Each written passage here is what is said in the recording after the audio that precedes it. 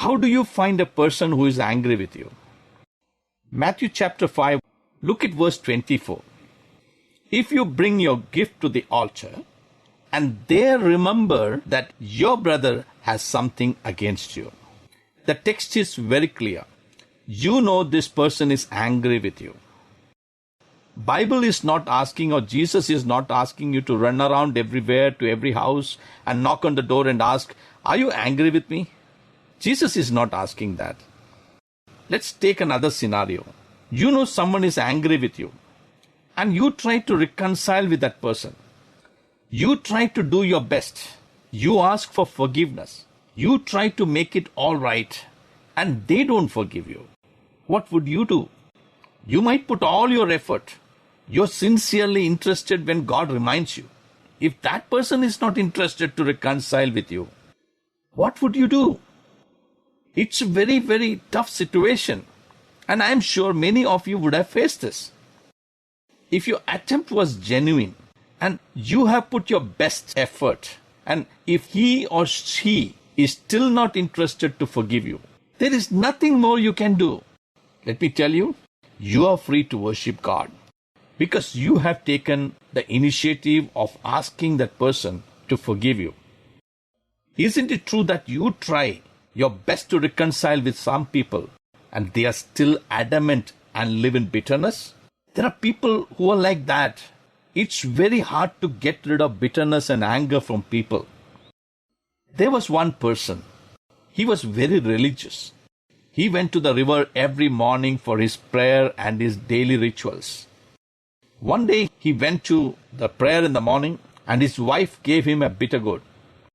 She said, please dip this also while you dip yourself in the water. This man was surprised. Anyway, he did what she told. When he came back from the river, he gave that bitter gourd to his wife. His wife went to the kitchen, made a juice of that, gave him the juice of that bitter gourd. He drank that and told his wife, this juice is very bitter. Why are you giving me this? She told, this is how exactly your life is. You dip yourself in the water and you follow all religious rites every day. But your life is still like this bitter gourd juice. It's as bitter as this bitter gourd. So some people are like that. They will do every religious acts. They will follow every religious rituals. They will go to the church. They will worship. They might sing songs. They might preach the word of God. They might pray a long prayer. But they are always bitter. The moment they are out of the church, you can see the bitterness reflecting in that person. Always angry, always complaining, always grumbling, always murmuring. You cannot stop a person of that nature. He will still remain bitter. But what you are doing is for your benefit. And that's what Jesus is telling here. If you bring your gift to the altar and there remember that your brother has something against you, leave your gift there before the altar and go your way.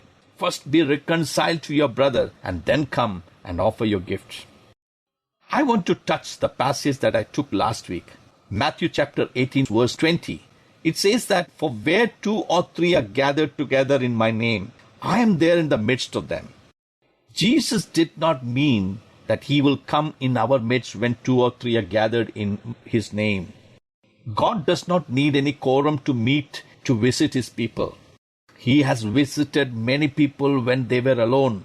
Samuel when he was alone, Moses at Mount Horeb, King Solomon, Daniel, and many more people. God does not wait for 2 or 3 to gather together to visit them. Then what is this verse talking about? We have touched one part of it. Verse 15. Moreover, if your brother sins against you, go and tell him his fault between you and him alone. If he hears you, you have gained your brother. So your purpose of meeting him is to bring him back to the relationship with you, which will eventually bring him back to the relationship with God also. Now let's go to the step 2, verse 16. But if he will not hear, take with you 1 or 2 more, that by the mouth of 2 or 3 witnesses every word may be established. Do you know that Jewish people knew very well what God mentioned in this passage? This is a passage that Jesus brought out based on an Old Testament law. Deuteronomy chapter 19, verse 15 onwards. One witness shall not rise against a man concerning any iniquity or any sin that he commits. Then look at the next part. By the mouth of 2 or 3 witnesses, the matter shall be established. If a false witness rises against any man to testify against him of wrongdoing, then both men in the controversy shall stand before the Lord, before the priests and the judges who serve in those days. Verse 18, and the judges shall make careful inquiry. And indeed, if the witness is a false witness who has testified falsely against his brother, then you shall do to him as he thought to have done to his brother. So you shall put away the evil from among you. Bible says, by the mouth of 2 or 3 witnesses, the matter shall be established. That means there had to be the affirmation and the presence of 2 or 3 witnesses. So the second step, you take a couple of people as per the Old Testament. That is what Jesus mentions here in Matthew chapter 18. Objective is the same. First time you went, you wanted to gain your brother. You wanted to gain your sister. So the second step is also the same objective. You want to gain your brother, you want to gain your sister. You're pursuing this person again. You're going again because you don't want this person to remain like that. The idea is to show that person his sin so that he or she really understands that part, and there might be genuine confession and repentance and restoration. Now, why do you need 1 or 2 more people? They are witnesses. They are the people who are present to see what is the conversation going on there. It's really as much a protection for 2 parties. The one being approached and the one who is approaching. So that when a report comes back, you are not going to come back with a biased report, a false report, a fake report. You have 2 or 3 witnesses who heard and who saw what was going on. And then they will come and say, otherwise, if that person is going alone, what would he come and tell? I went, I worked, I tried, but I did everything possible. His heart is hard. You go there and you take 1 or 2 witnesses who can witness the second meeting. They will come back and report, yes, there was a heart of repentance. Yes, there was a heart of confession. Yes, this person is restoring the relationship. Or the other side is, this person is turning away from God and he's not willing to come back. 2 things can come out of this meeting. What happens if they don't hear? Look at verse 17, Matthew chapter 18. And if he refuses to hear them, tell it to the church.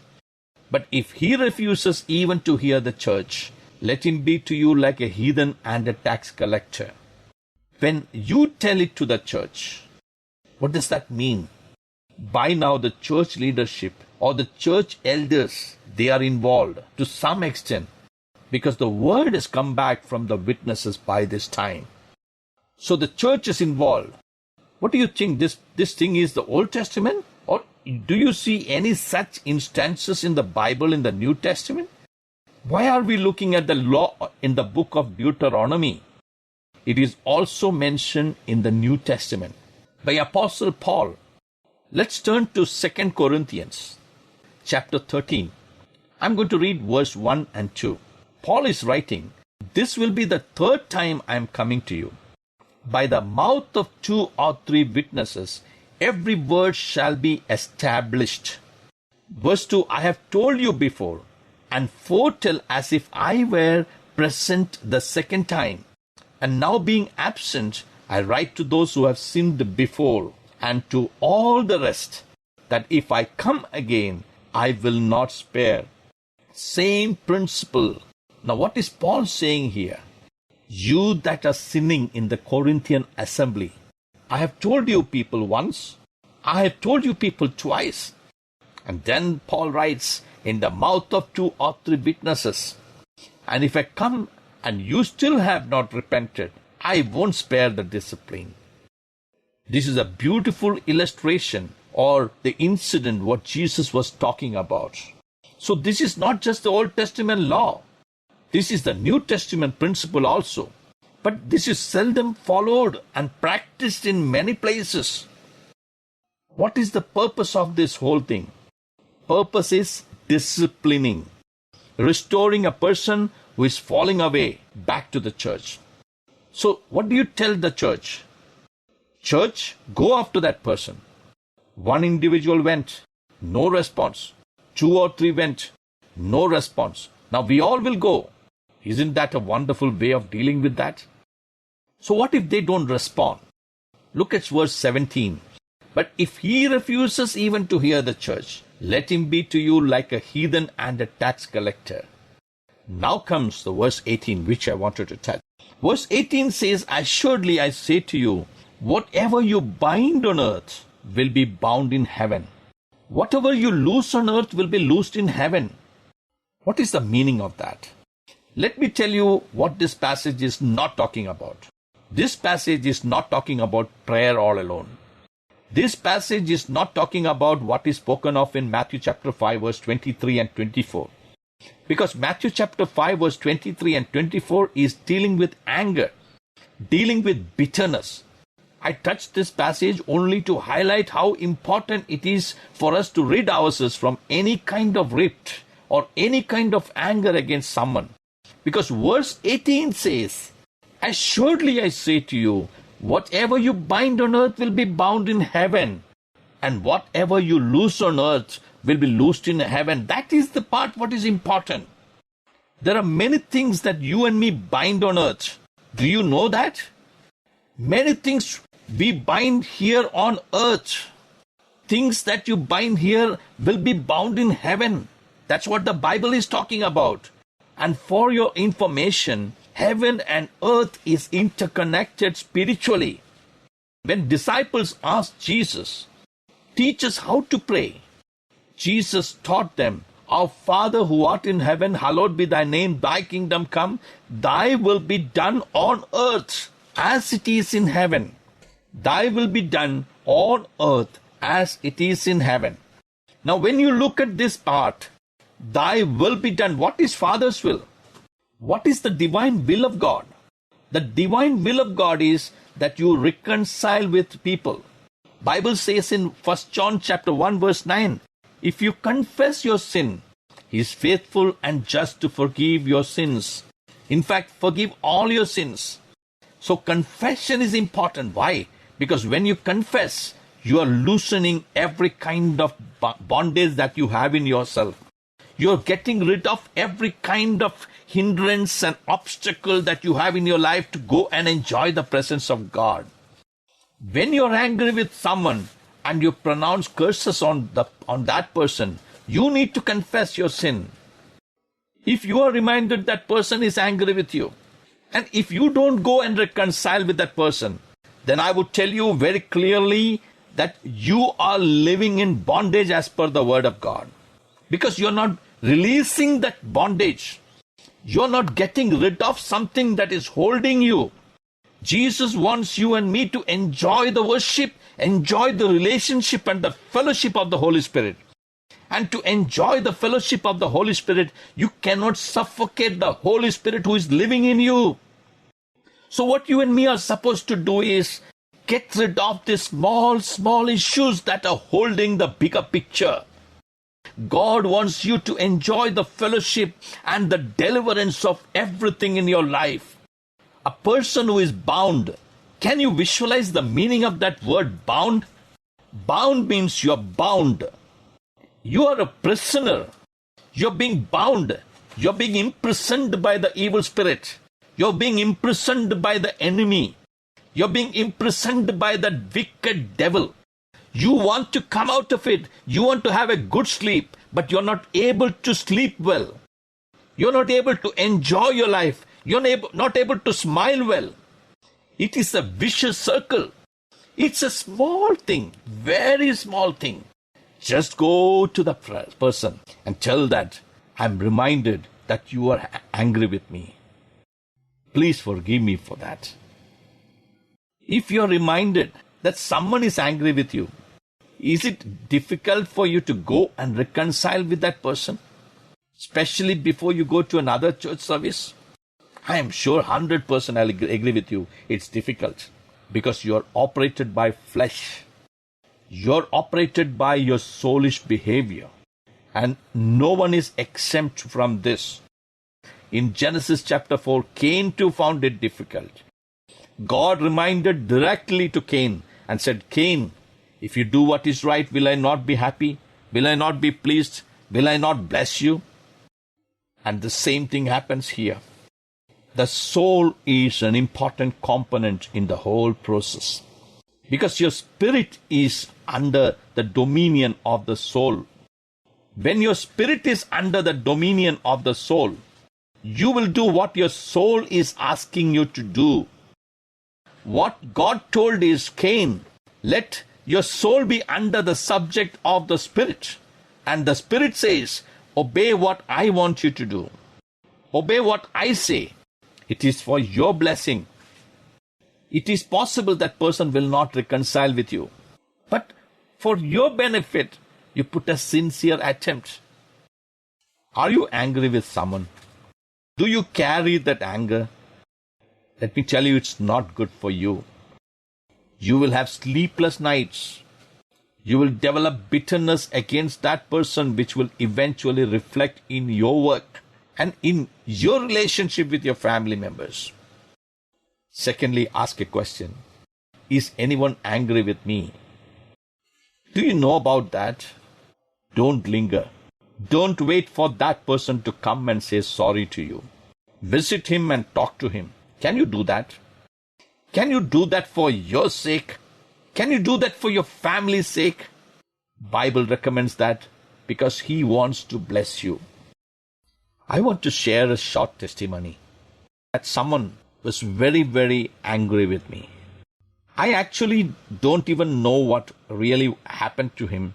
Why should he be so angry? However, I know that he is angry with me. I did not go to him immediately. I took some time. I'm giving you something very important, and I want you to understand what I am trying to tell you. Truths that the Holy Spirit has taught me through this whole process. When I was not able to go to him or meet him, I developed a sort of a pain, and my right arm, the back side of the shoulder, I couldn't move my hand very freely, and the pain aggravated as the days went by. And I thought maybe it would be because I went to gym and I lifted some weight some time back. It could be because of that. I was not understanding what is really happening to me. And the pain was severe. I couldn't sleep in the night properly. I was sleeping very late, waking up early in the morning. I still did not understand that it is because of this whole problem. Then I thought I will go to a physiotherapist. Then I will go to a chiropractor. But the Holy Spirit reminded me. He said, why are you going to a physiotherapist or a chiropractor when you have a spiritual problem? And then the Holy Spirit reminded me, and I took the phone and I went to that person's house and had dinner with this family. Now, I want to tell you something what I received when I did this. I went to that house. I spoke to them. They said, there is nothing like that. I'm not angry with you. I said, no problem. I came back. The Holy Spirit reminded me that you have done your job. If they are not able to understand what you have done, you forget about it. You worship me. I receive you. Do you know something? I was supposed to go to a physiotherapist or a chiropractor. But thank God, my God is a physiotherapist and my God is a chiropractor. My pain completely went off and I am able to sleep much better than before and have a very sound sleep during the night. And I also sensed the flow of the Holy Spirit in my life. What I'm trying to tell you is, I'm a pastor. I'm a man of God. I'm a man with the Holy Spirit. It took some time for me to understand these spiritual truths. And I'm sure many of you would have a similar experience. All I want to tell you is as I close, you might think it is a small thing, but if you are not listening to the Holy Spirit, what He wants you to do, you can have a problem somewhere in your life. It may not be your right shoulder having a problem. It could be something else. It could be some other health issue. It could be a sleepless night. It could be an emotional stress that you carry. It could be some sort of a heart issue. Whatever it is, I want to tell you bluntly and clearly what the Holy Spirit has taught. There is nothing greater than obeying the Word of God. Obey, my friends, and obey, my brothers and sisters. It is better to obey. Hallelujah. It's better to listen to what the Holy Spirit is talking to us, because I have shared my life experience, and I'm sure through the life journey that I went through the videos that I've watched over the months and years, I have understood that unforgiveness, bitterness, and anger develops a lot of issues, including the health issues in our life. Are we willing to obey to the Holy Spirit? Are we willing to go back and say, God, I want you to strengthen me? Sometimes it's difficult to lift the phone and talk to somebody. But God, I want your strength. I want your strength, to God. I pray this evening that you will give me the strength to go to the person who you are reminding. I don't want to live in this kind of a life where someone is angry and I'm not willing to go back to that person and reconcile with him. God, strengthen me and bless me that I might be a blessing to many people. In Jesus' precious name we pray. Amen.